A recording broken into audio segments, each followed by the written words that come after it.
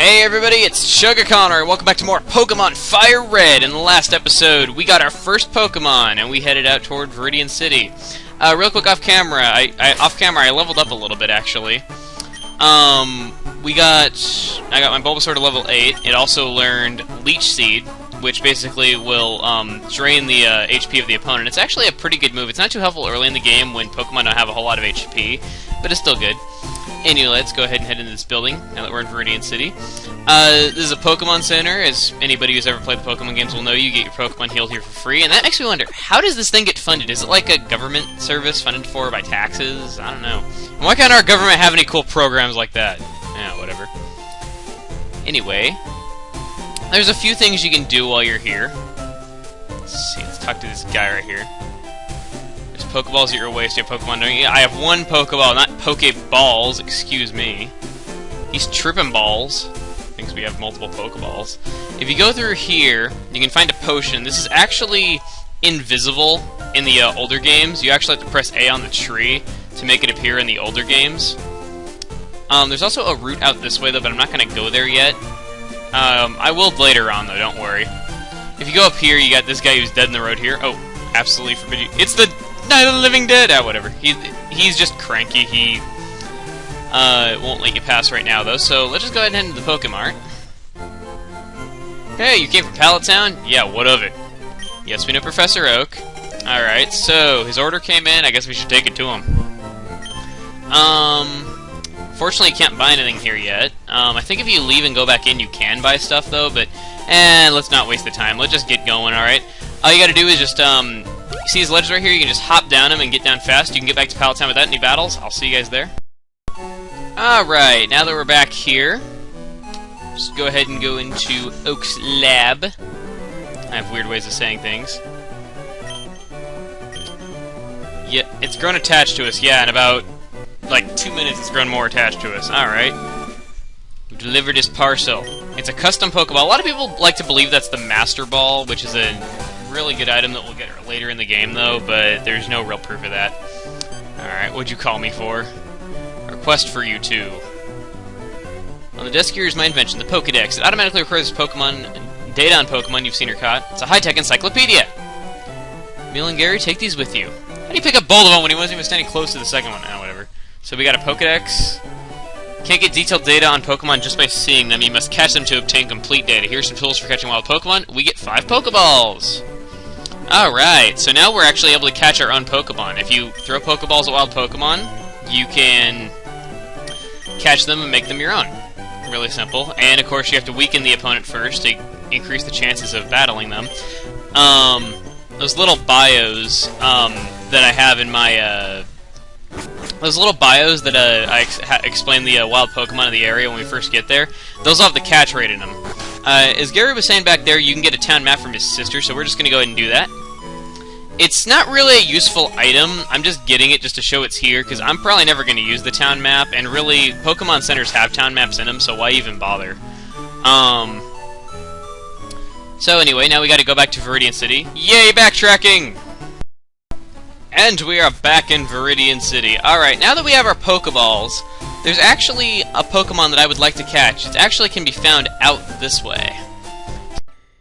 Alright, first here on Route 22 we got Spiro. Now Spiro is a flying normal type. It really, I honestly prefer Spiro to Pidgey. It's less bulky though, but it's faster, it's more aggressive, and I think it learns some better moves on top of that, at least in my opinion. And, well, the only real problem is that it's a lot more rare than Pidgey. As you can see, it only appears 10% on this route, though, so you're either going to have to wait it out really long, or you're going to have to get one later on if you want one. Next up, we have Manky, first fighting type you can encounter in this game. Honestly, because, you're going to be coming up against a lot of rock Pokemon early in the game, I recommend you pick up a Manky if you chose Charmander. If you personally don't like Manky, that's okay too, though, because there's some Pokemon with some other fighting moves you can get later on. And not too far from now, though, but for now, I'd recommend picking up a Manky if you got a Charmander.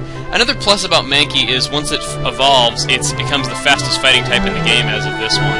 As of this generation, at least, alright? So, yeah, I'm going to catch the first Pokemon from a team. I'm not going to be catching a whole lot of Pokemon on this run, basically just ones that I like, or, you know, ones that I feel necessary for my team. Or, like, I'm not going to be doing, like, a catch-em-all run. Oh! Looks like we finally found what I was looking for. I actually cut away there for a little bit without really saying it, though, but I finally found a Spiro. I've been looking for about 5 minutes or so now. Spiros are rare. They appear roughly 10% of the time, as I said in my whole bio thing. But honestly, I like Spiro a lot better than Pidgey. It's not as bulky, but it's more aggressive and fast. Let's go ahead and try throwing a Pokeball at it right now. Even though I've had my attack lowered and I could probably attack it again safely, I just want to be on the safe side. Alright, 1, 2, 3... Oh! Come on! It has to shake 3 times. Oh! That isn't good.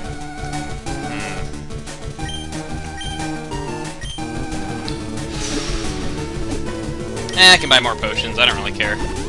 I'll just go ahead and heal right there. How embarrassing. I've had 2 real battles in this entire LP, and I've had to use potions on both of them. Lovely. I guess if this doesn't catch, I can just use Growl to lower his attack in return. Alright. 1, 2, 3... Yeah! We got our first Pokemon! Alright! Spiro is ours. Like I said, Spiro is fast and aggressive. It's not exactly as bulky as Pidgey, though, but I personally like it better. Busily flits around here and there. Even if it is frail, it can be a tough foe if that uses Mirror Move. Mirror Move will basically allow it to use the attack of an opponent. Alright, now that we have our Spiro, let's just go ahead and head back into town.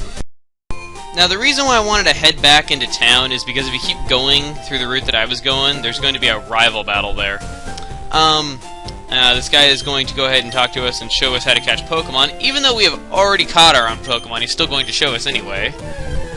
Yeah. I like that he's like, what? You don't know how to catch Pokemon? Even though we just caught one. And he's run into a wild Wheedle here, which we're going to be seeing a lot of very soon, actually. Alright. Got a potion. He doesn't have a town map. He's not cool. A man without a map is not popular with the ladies, says Earthbound. Whatever. Come on. See, he never fails to catch it. Those of you who've played the original game probably remember that this old man is root of probably one of the most famous glitches in video game history. TGTV is a new thing. TGTV is just a further form of the noobish tutorial that they included in this game. Let's see, what does this say? Trainer tips. Catch Pokemon, expand your collection. The more you have, the easier it is to battle. Yes. The point is to work together as a team. Now that we're in Route 2, we can encounter several new Pokemon. First up out of the new Pokemon in this route is Caterpie. Really, Caterpie doesn't have anything special about it. Butterfree, it's a fully evolved form, really doesn't have anything special about it either. I mean, it can learn Poison Powder, Stun Spore, and Sleep Powder. Its main use is probably going to be Sleep Powder. But really, there's better Pokemon to put things to sleep, and its type doesn't help it. And on top of that, it doesn't have great stats. So really, I'd only recommend it for a fan of the anime looking for nostalgia. Next up, we have Wheedle. Wheedle really isn't much better than Caterpie. Their second evolution forms are basically identical. And really, Beedrill really isn't that much better of a Pokemon than Butterfree either. It's got pretty bad stats all the way around, and it really doesn't have any huge claim to fame except for the ability to poison Steel-type Switchblade Needle, and you're only going to find 2 Steel-type Pokemon in the original 150, so it's not worth it either. But it is kind of fun to, you know, make jokes about its classification. I'll show you my hairy bug. Man, that route was so short, just one patch of grass between, you know, where I cut away and everything. I just went ahead and got up here while that bio was going.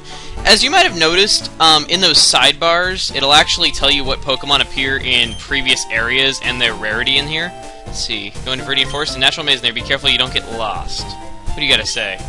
Chatta may be small, but don't underestimate its wicked bite. You caught one already? Screw you! I'm not catching a Rattata. But anyway, I guess now we're entering the Viridian Forest, and whoa, look at that! 16-bit goodness! What do you gotta say? Came here with friends to catch some bug Pokemon, itching to get into some Pokemon battles. If you press the A button right there at the base of that tree, you'll get an antidote.